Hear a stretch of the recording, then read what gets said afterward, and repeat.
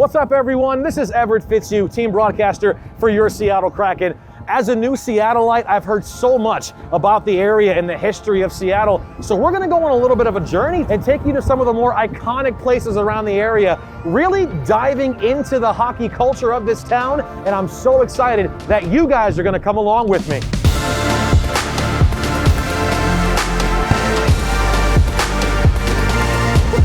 Let's go, Kraken!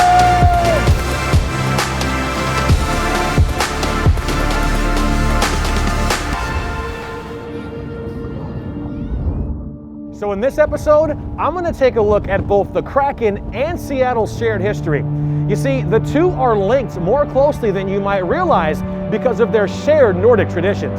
The Kraken, originating from old Scandinavian folklore, and Seattle, where thousands of Nordic immigrants settled in the late 19th century. I decided to head down to the National Nordic Museum in Ballard, where I met with CEO, Executive Director, and Swedish American of the Year, Erik Nelson. The Seattle Kraken. Tell us about this, the Kraken, and where that myth originates and why that's the perfect beast, the perfect character to represent this city's hockey team. Yeah, no, it is. It's a fantastic story. And the Kraken, or the Halfgård, was a legend about a huge squid-like creature that lived off the coast of Greenland and was also off the coast of Norway. So the danger and the ferocity of it all, it's a perfect name for the hockey team. I think it's going to be fantastic. In 1910, 35% of the people that were moving into the state of Washington were coming from the Nordics. The similarities between the Nordic region and the Northwest are it's amazing.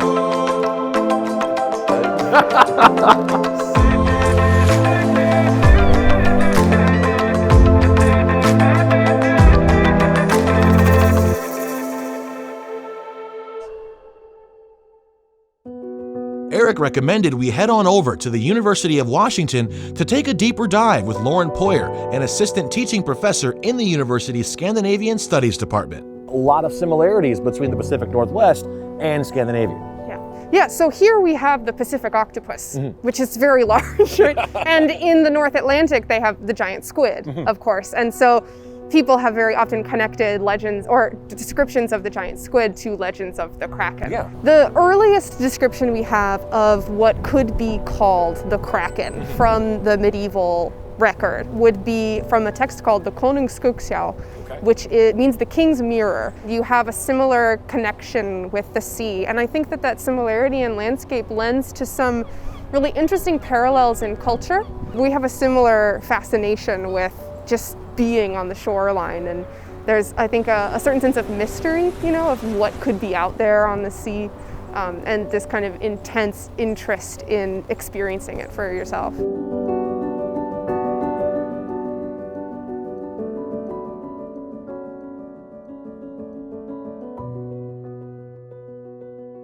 We're on one of Seattle's most iconic ferries, headed toward Little Norway, also known as the great city of Poulsbo.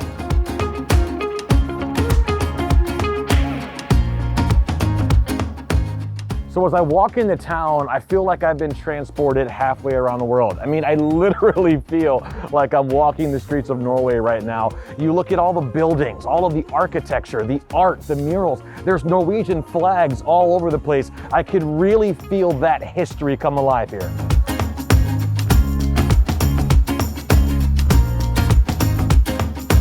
Hey, honey.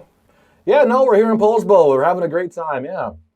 Nope, no sweets, I promise. The diet will stay intact. I'm not going to touch a single sweet. You have my word. Love you too. See ya.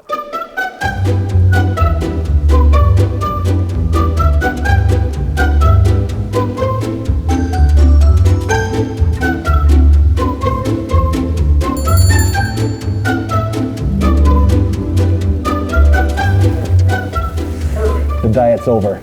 It's cheat day.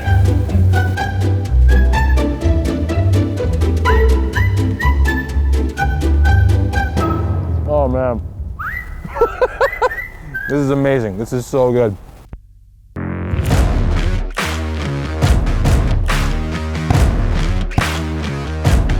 I ventured over to Seattle's axe-throwing epicenter, Blade and Timber. Alongside me is Per Norėn, Seattle Kraken season ticket depositor number 875 and Swedish native who has strong ties to the game of hockey. What do you remember as a kid growing up, hearing these stories about the legend of the Kraken? We imagine these gigantic monsters protecting their turf, kind of, or our turf, our country and our home countries. When I turned 10 years old, my grandparents had a farm, and my grandfather gave me an axe and it said, "You're a grown up now, here's your first axe." And we did throw them. Last time a crack at this. Wow! Oh! That's for the Kraken. Oh! So, okay, mine was closer, it just didn't stick. What better way to end the day than with some mead and classic Nordic fare at Skull Beer Hall? Skull is a rustic old world tavern inspired by the traditional Viking mead halls. It's located in downtown Ballard, a neighborhood well known for its long-standing Nordic presence. Adam McQueen is the founder and owner of Skull and has offered to walk me through a couple of the greatest Nordic dishes his establishment has to offer. We've got a pickled herring, the Viking-sized pretzel, some akavit, venison, duck hearts there on the end. Whoa, whoa, whoa, whoa. Duck hearts? Yeah, you heard me. Duck hearts, here we go. So, okay. Oh, wow. That's actually really good. One of the oldest alcoholic beverages in the world is mead. Really? And, oh, that's holidays right there. there you go. This is Christmas and Thanksgiving and New Year's Eve all rolled into one. That's very good. That's, wow. So the name of the bar, Skål, literally means cheers in Norwegian and many of the other Nordic languages. Thank you so much for this and really showing how this is a community space where everyone can come together and enjoy this Nordic culture. Well, thank you. I'm super appreciative of you guys being here. And as we say in Norwegian, tusen takk, which translates to 1,000 thanks. Okay. Thank you for being here. Tusen takk. Tusen Skål. takk. Skål. So today was absolutely amazing. From going to the National Nordic Museum to going to Poulsbo to axe throwing, ending the day here at Skull Beer Hall. I cannot wait to have more moments like this. So thank you so much for coming along on this journey. Tusen takk to you, the fans. Skål, and we'll see you next time.